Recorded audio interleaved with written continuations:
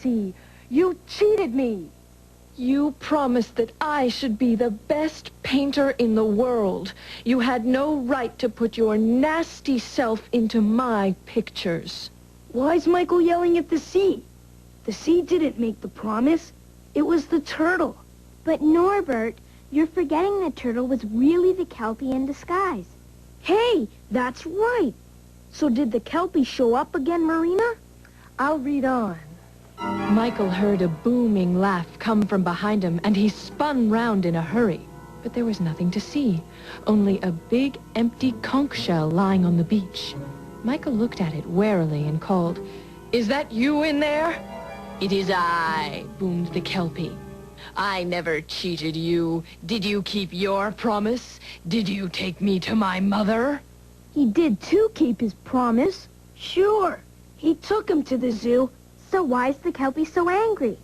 He's angry about a different promise Michael broke, one Michael made to himself when he was a boy. Oh, yeah. Remember when he was looking at the water? He said, "I would like to paint all that." So the Kelpie's angry. But I still don't see why the Kelpie's put himself into Michael's pictures. Do you? Maybe he was trying to remind Michael of his promise. Exactly.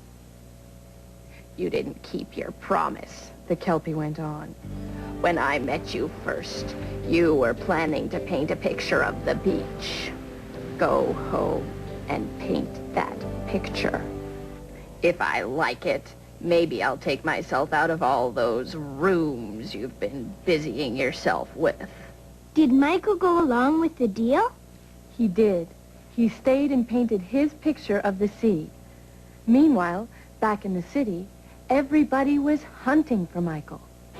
His pictures of rooms with the hideous Kelpie squatting in them had been a huge success.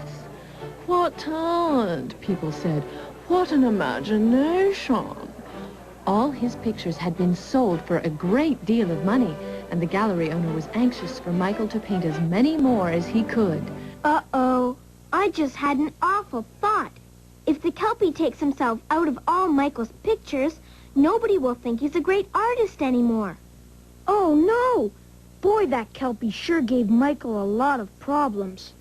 I've got a hunch there'll be some kind of trick ending. Indeed, there is. And the trick is on you.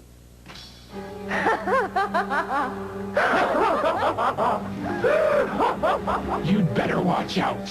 Remember, I can disguise myself as any creature I please.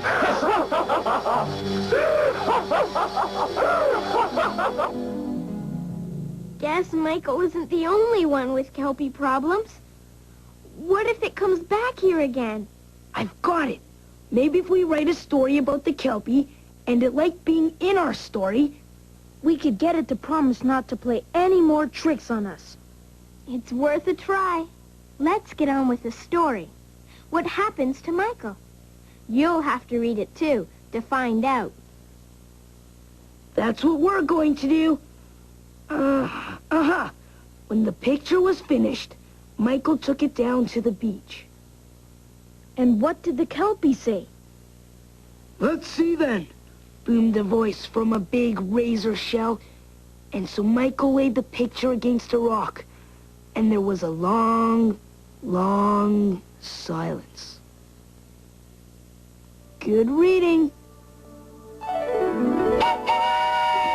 Well, I tell you, there you go. Another summer's worth of Brain Train is done. Next week, look for the elephant show. Yeah.